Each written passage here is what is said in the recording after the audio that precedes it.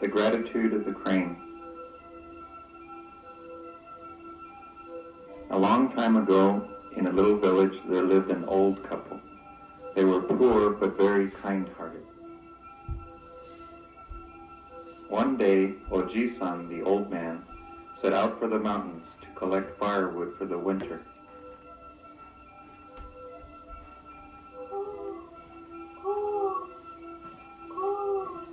On the way home, he saw a crane helplessly caught in a trap and suffering. Oh, poor thing. I will set you free. He managed to undo the trap. Oji-san could see a sign of relief in the eyes of this magnificent white bird. With a swift flapping of the wings, it flew away towards the other side of the mountain. Oh, it flew away with such joy. I'm sure it will soon join the flock. Oji-san looked up at the sky, hoping all was well, as the crane disappeared into the sunset. I should be going. It's getting dark. Oba-san will be worried if I'm home late. Oji-san hurriedly set off for home.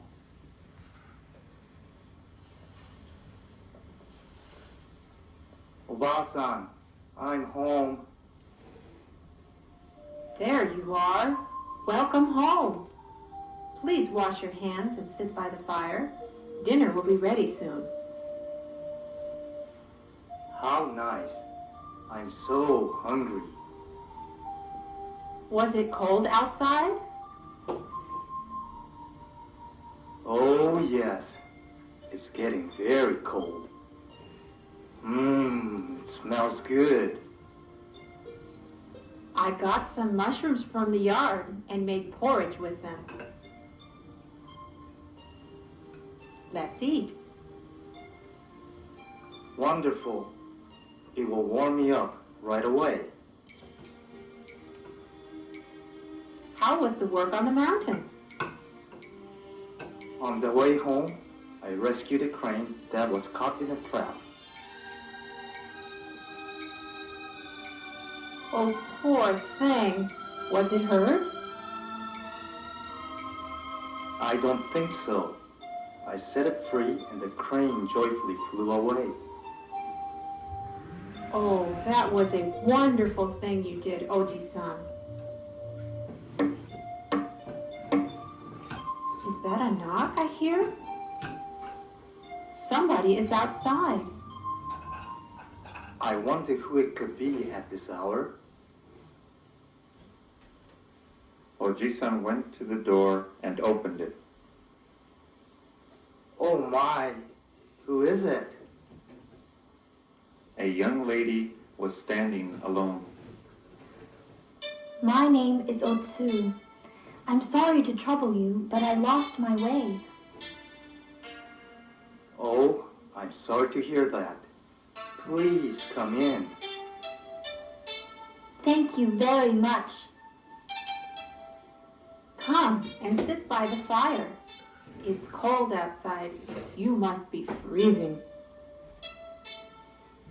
You look exhausted. Oba-san, do we have any porridge left? We sure do. It will warm you up and you'll feel much better. Here you are. Thank you very much. Oh, it tastes so good. It's too dark to be traveling. Where were you going? You are welcome to stay overnight here and continue your journey in the morning. Yes, why don't you? You seem too tired to travel. There are only 2 of us here. Please don't hesitate to stay. Thank you for your offer. I was really at a loss. To tell the truth, I have no place to go.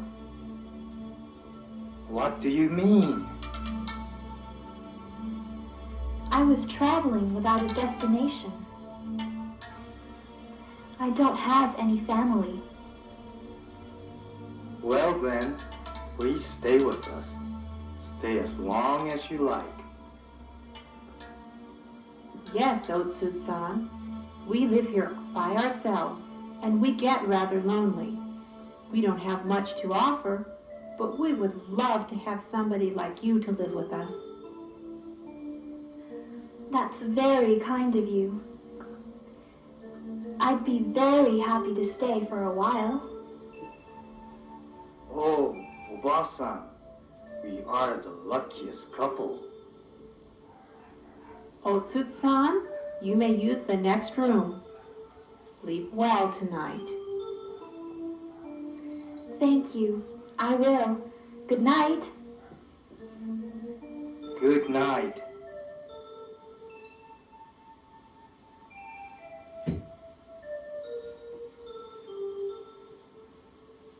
Before dawn the next morning, Otsu woke up hoping to prepare a nice breakfast for the old couple. But when she looked into their rice chest, there were only a few grains of rice left in there. Oh, they don't even have enough rice to eat for themselves. Yet, they kindly offered me to stay in their home. I hope they won't go out of their way to feed me. Otsu also looked in the storage area and smiled when she found a pile of thread. She picked it up and went into the room where the old couple kept their weaving loom. Soon, the steady sound of weaving could be heard coming from the room. Oji-san, I hear the sound of weaving. Could it be Otsu using that old loom? The sound of weaving suddenly stopped, and Otsu came out of the room holding a beautifully woven fabric. I'm sorry. I was hoping I wouldn't wake you up. Ah, that's all right. Oji-san, here you are. Please take this fabric to town, and someone will surely pay a good price for it. Oh, it's beautiful. It sure is. I've never seen such fine details. Otsu-san, did you weave it? Yes, I did. You may sell it in town and get some supplies for us. Thank you, Otsu-san. I will leave for town right away. After I sell it, I will buy some food for us to eat. That would be wonderful. Please hurry home. Bye. I'll be back. Be careful. Oji-san left home for town. Oba-san and Otsu enjoyed talking while doing chores. Otsu-san, that fabric you wove is unusually beautiful. I'm sure it will be in great demand. I'm happy to hear that. In the early afternoon, Oji-san came home carrying a huge sack over his shoulders. Oba-san, Otsu-san, I'm home. Welcome home.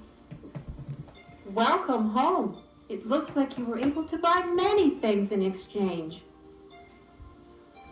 Oh, you should have seen it. Everybody wanted that wonderful fabric. Look at all these things I bought. Otsu-san, this is for you. Oh, what a beautiful comb this is. Place it in your hair. Thank you very much. I I knew it would look good on you. Let's prepare dinner. We've never had so much food in years. We'll have a feast tonight. I'll help you.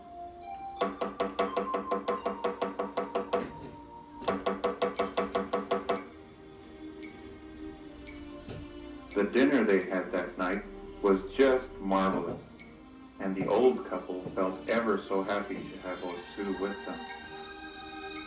Oh, it was the most delicious dinner, wasn't it? It tasted even better because of Otsu-san. She got us all that great food and helped me cook it too. Thank you, Otsu-san. You have brought us so much happiness. This is like having the daughter we've always wanted. I'm very happy too, Oji-san, Oba-san.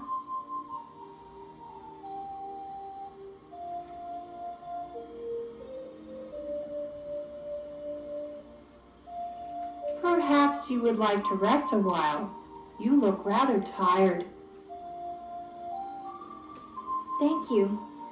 But I think I will weave another piece of fabric for you. Oh no, please rest. Really, I'm fine.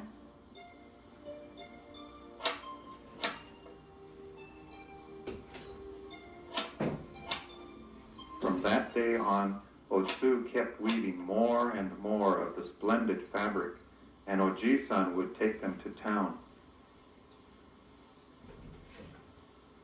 They sold remarkably well every time. It made the old couples living more and more comfortable, but they began to notice Otsu did not seem as lively as before.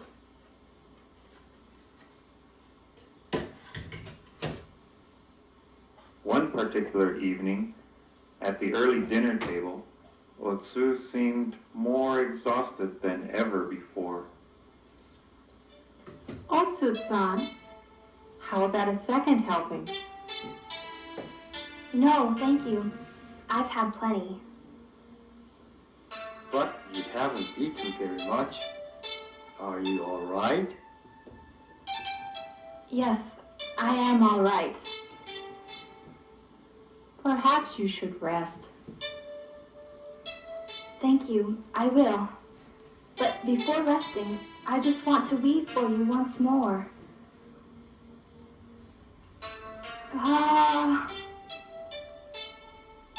No, you shouldn't be working now. Just one more, then I will rest.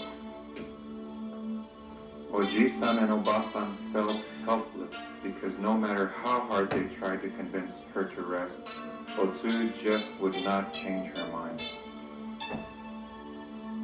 By the way, I have a favor to ask you.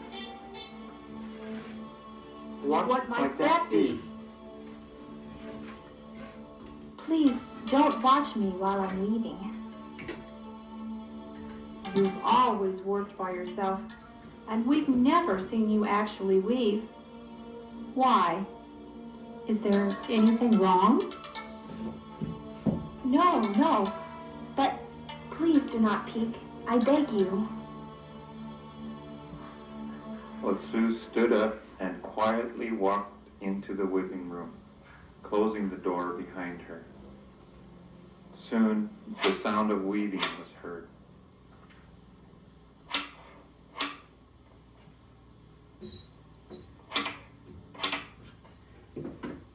Oba-san, the sounds are becoming weaker and weaker.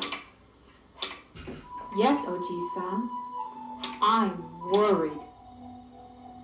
I'm going to have a look. But we made a promise to her. We have to keep our promise. That's right. But what if she is hurt? We have to help her. Oji-san and Oba-san were so worried about her that they just couldn't keep their promise. I'm going to check on her. Sounds like she might even collapse. The promise must be broken, if that's what it takes.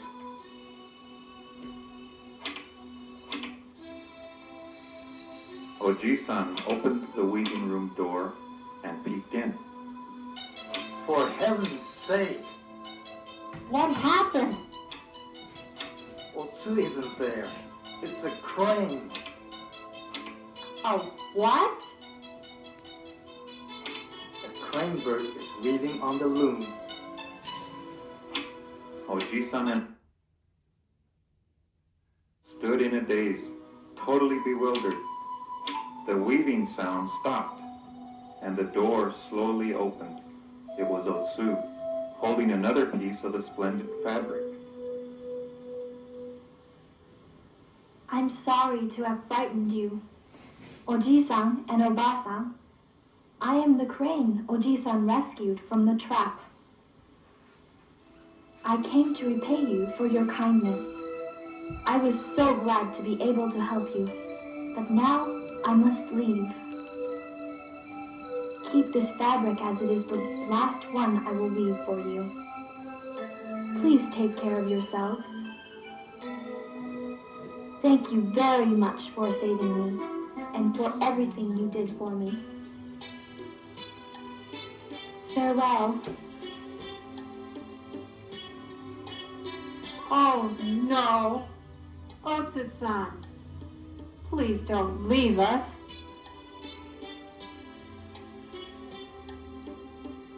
As the old couple reached out to Otsu, she turned into a beautiful white crane with the same gentle eyes that Oji-san had once seen months ago in the mountains. Otsu-san, will we see you again? Please don't ever forget us.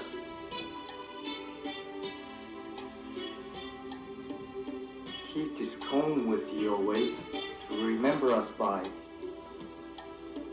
Oji-san prayed for a safe journey as he fixed the comb onto the crane. Otsu-san, please come back again. Whoa! Whoa! Whoa! The crane circled the sky above them 2 times, 3 times, and finally flew away. Oji-san and Oba-san watched as the crane once again disappeared into the sunset.